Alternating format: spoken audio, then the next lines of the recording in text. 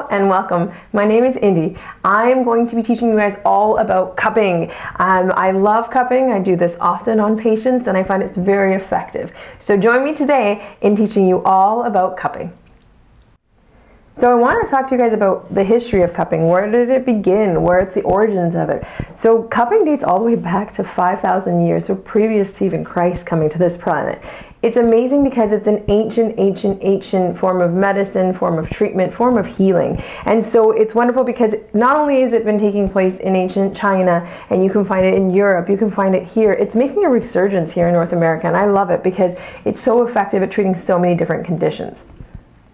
It is amazing at many different things. So some of the things that it can do, and a lot of ancient medicine looks at balancing energy. So we look at balancing the yin and the yang. So that is chi medicine, right? So it brings about more chi, which is life force within us. And so that is a lot of what cupping does. It restores balance if we look at it more from a physiotherapy perspective of neurofunctional anatomy. So looking at how we have fascial lines. So fascia is our connective tissue that literally is like the saran wrap that keeps everything together. So it connects every muscle, nerve, tissue, vessel, you name it. It's going to connect to all of it to keep us nicely packaged together. And so that fascia has pathways through the body where we can connect the back of our eyes all the way down to our feet. And so if anything along that entire pathway is tightened or altered, it's going to create change at a whole body level. So for example, if I'm tightening my back on the one side, you can see how just that fascial line will do that. And to correct, I'm going to do an alteration to my other side. So now, not only am I trying to pull these muscles on my right shoulder to stay upright and stable, but the actual issue is not from here, even though I may get problems here. The actual issue is in my back on my left side. So trying to figure out where that is, the problems, and how to fix those are really important. And so cupping is very beneficial in that because it helps allow that entire fascial system, that soft tissue, to let go. And so those lines are called anatomy trains. Amazing book by Tom Myers. I could not recommend it more. I think every household should have it. It's brilliant because it shows you and teaches you very simply what and how our body is connected and how through the whole body we're balanced. And so if you can balance those lines, a lot of the issues that we have in life can truly be eliminated, which is wonderful. All right, so next, we need to figure out what type of cupping is right, what type of cups are there.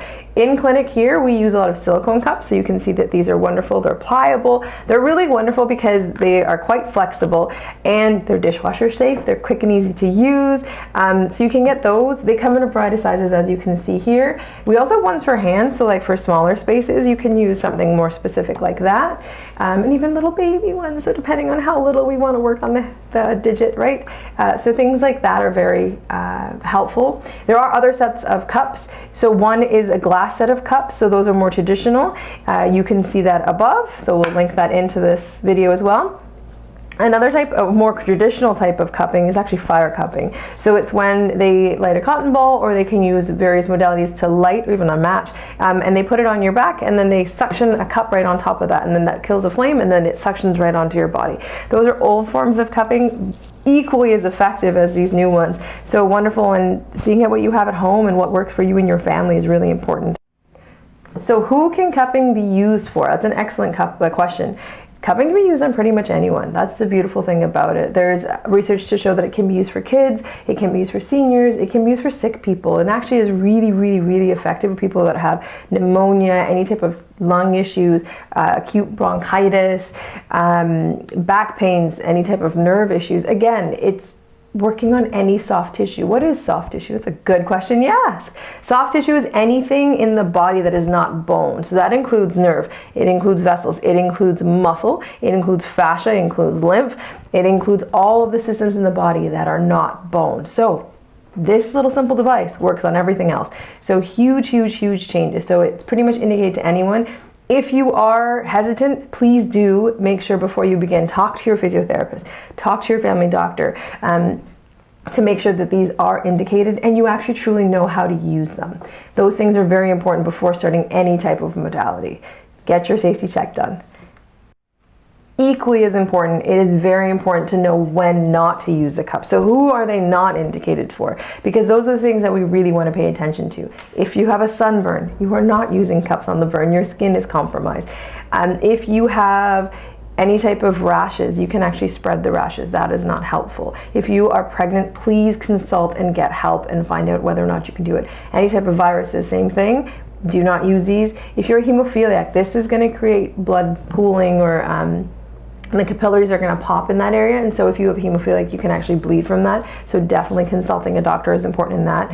Anyone that has any type of anemia, so low iron deficiencies, definitely check to see if that's important as well. Varicose veins are another one that are often brought up in this time too, because you don't want to bring the varicose vein up because it's already a raised vein. By putting cupping on it, you'll actually raise it further, so definitely not somewhere you want to be able to cup. Anyone in the eyes, clearly any orifices that are open, ears, you don't want to do things like that.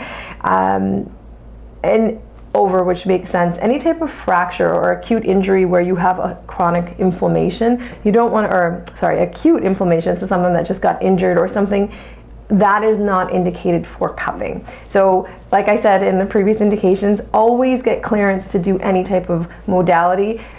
So when you're looking at cupping, go talk to your physiotherapist, talk to your family doctor, talk to your chiropractor, talk to your massage therapist, all of which have credentials to make sure that we can make sure you're safe to cup. And if you are, let's begin. Let's learn how to cup.